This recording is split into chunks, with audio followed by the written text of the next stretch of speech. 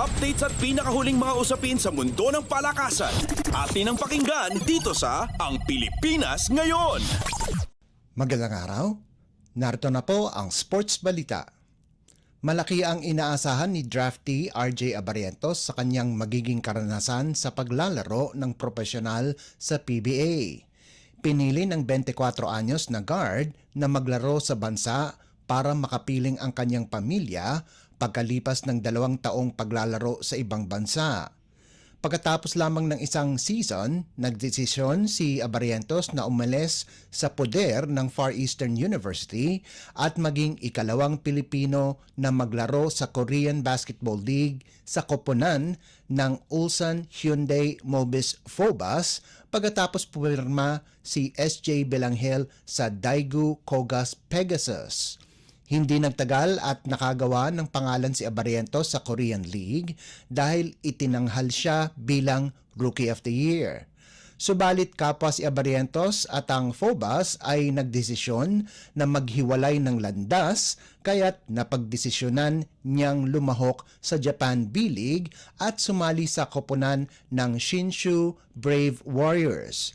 Pagkatapos ng 3 season sa ibang bansa, gustong ipakita ni Abarientos ang kanyang karanasan at talento sa PBA kung saan ang kapwa niyang Filipino imports na sina Dave Ildefonso at Kailan Chongson ay nagrehistro din sa draft.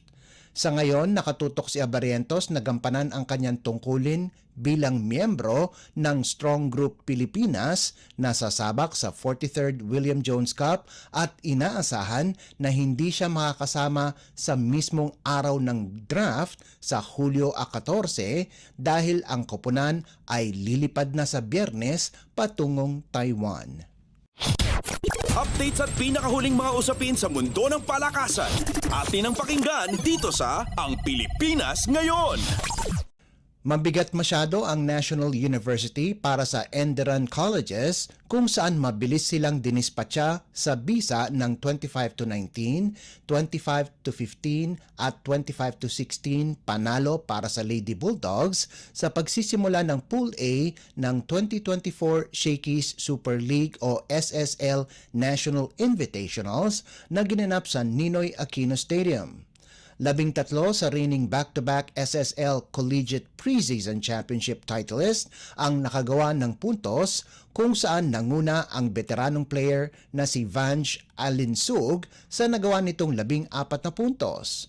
Masisiguro ang kanilang pwesto sa knockout quarterfinals kapag natalo ng Lady Bulldogs ang Xavier University Northern Mindanao selection sa Biyernes. Nakagawa naman ng 10 puntos ang batang winger na si Kay Bombita habang ang rookie player na si Celine Marsh ay nagparamdam ng kanyang kakayahan mula sa bench at nakagawa ng 8 puntos. Malaki ang distansya sa galing ng mga players ng NU at Enderun kung saan hindi binabad ni head coach Norman Miguel ang kanyang batikang players na sina Belia Belen, Sheena Toring at Ara Panique. Sinabi ni Miguel na gusto niya ng masanay ang mga bench players na gumawa para sa koponan dahil mawawala si Belen at Panique at tutungo sa Japan para sumama sa ensayo ng Alas, Pilipinas. Updates at pinakahuling mga usapin sa mundo ng palakasan. Atin ang pakinggan dito sa Ang Pilipinas Ngayon. Nanaig ang lalawigan ng Quezon at Pampanga sa magkahiwalay na laban para mapanatili ang kanilang 1 at 2 spots sa Maharlika Pilipinas Basketball League o MPBL 6th season na ginanap sa Caloocan Sports Complex.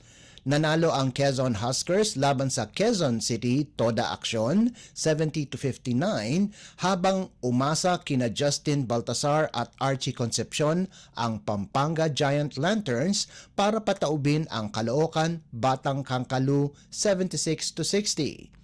Ito ang ika-15 sunod-sunod na panalo ng Huskers para manatiling malinis ang kanilang record habang ganun din ang Giant Lanterns na may 15 sunod-sunod na panalo pagkatapos matalo sa kanilang unang laban sa round-robin elimination phase ng 29 na koponang torneo.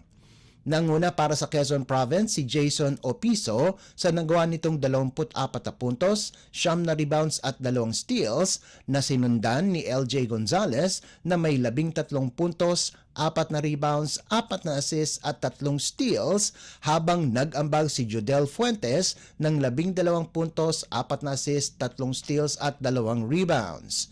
Sa kabilang panig, pinangunahan naman ni reigning most valuable player Baltasar ang Giant Lanterns sa kanyang impresibong triple-double performance na may 12 puntos, 20 rebounds at 10 assists, sahog pa ang 3 steals habang si Concepcion ang nanguna sa opensa sa nalikom nitong 21 puntos kasama pa ang 6 rebounds, 5 assists at 2 steals.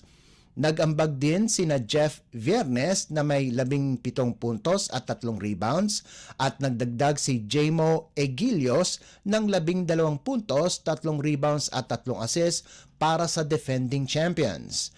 Bumagsak naman sa 8-5 ang record ng Caloocan kung saan nagtapos si Paul Sanga ng may 13 puntos at 4 na rebounds at si Jeremer Cabanag na may 10 puntos, 5 rebounds at 3 assists.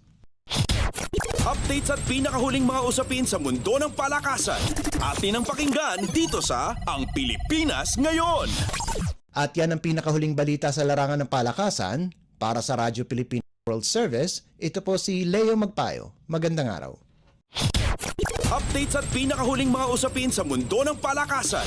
Atin ang pakinggan dito sa Ang Pilipinas Ngayon.